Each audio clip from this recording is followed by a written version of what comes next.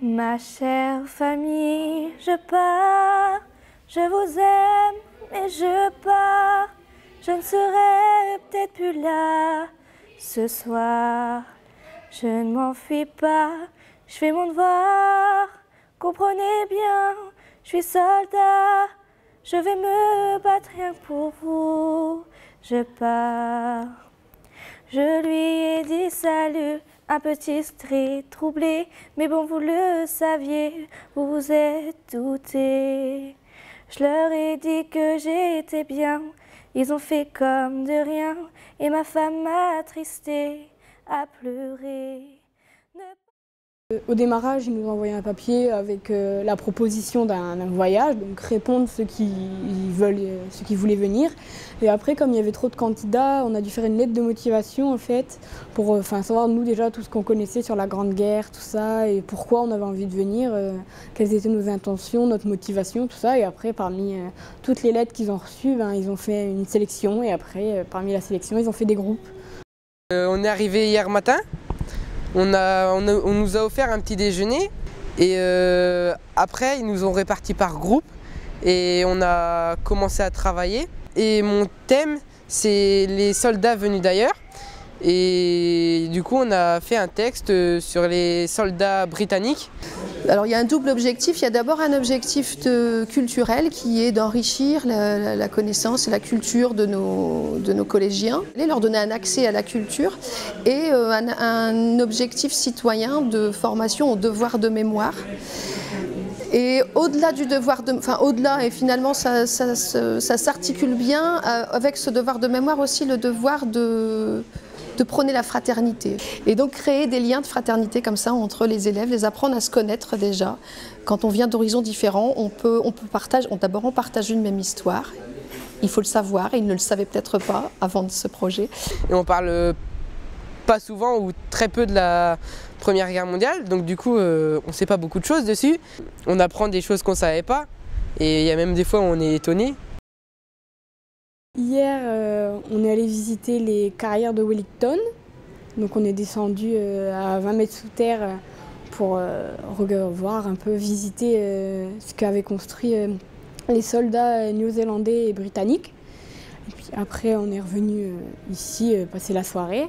Ce matin, nous sommes allés visiter donc le mémorial canadien à Vimy et les tranchées.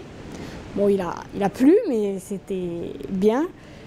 On a pu retracer un peu ce qu'est la vie des hommes dans les tranchées, tout ça. On a visité des tunnels. Voilà, on a retracé la vie des soldats pendant la guerre.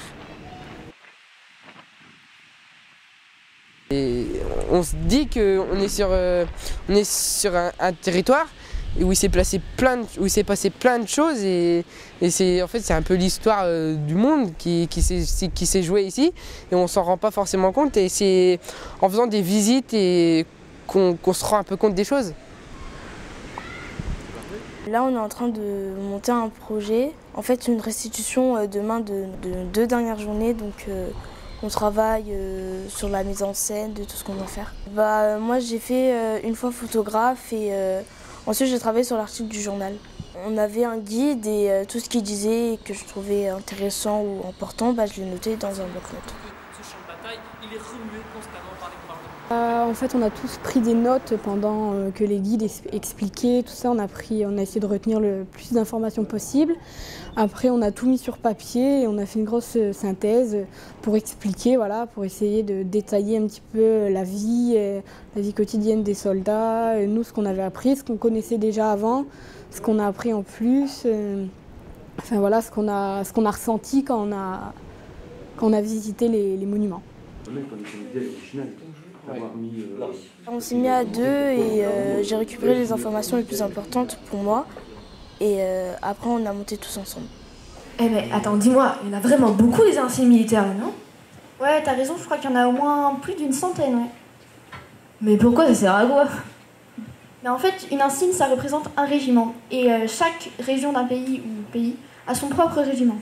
Et il y a aussi des régiments spécialisés, des régiments de docteurs, d'aviateurs, et aussi un régiment écossais appelé Black Watch, parce qu'à l'origine, leur rôle était de surveiller les Highlands, c'est le région de leur pays.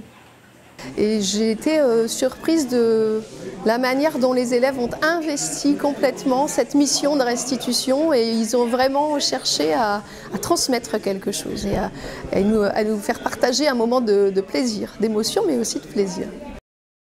Ma chère famille, je pars, je vous aime, mais je pars, je ne serai peut-être plus là ce soir.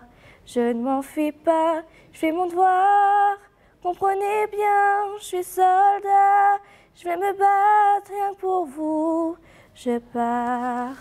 Et puis on peut partager des tas de choses, des tas d'idées, des tas de projets et se rassembler pour proposer ce qu'ils ont fait aujourd'hui. Un moment absolument incroyable, quoi. Enfin, d'une richesse. Moi j'ai trouvé ça d'une richesse, c'était très émouvant de voir que des enfants de cet âge-là, puisqu'ils sont issus de 5e et de 4e, donc ils ont 13-14 ans. J'ai trouvé ça formidable qu'ils se soient autant investis. Et au-delà du devoir de mémoire, je trouve que c'est le but qui me plaît le plus finalement. L'aboutissement qui me plaît le plus, c'est de voir ça. Voilà. Alors attends, si je comprends bien, ce régiment-là, les Black Watch, en fait ils ont leur propre insigne. Tranquille. Oui, tu as tout compris. En fait, c'est cet insigne-là. On peut voir la croix de Saint-André, c'est un symbole écossais. Et derrière, on a Saint-André. D'ailleurs, il y a écrit ici de Black Watch, le nom d'un régiment. Mais tu sais, c'est qu'une insigne parmi tant d'autres. Bah, je pense que c'est pas comme si j'étais en cours ou...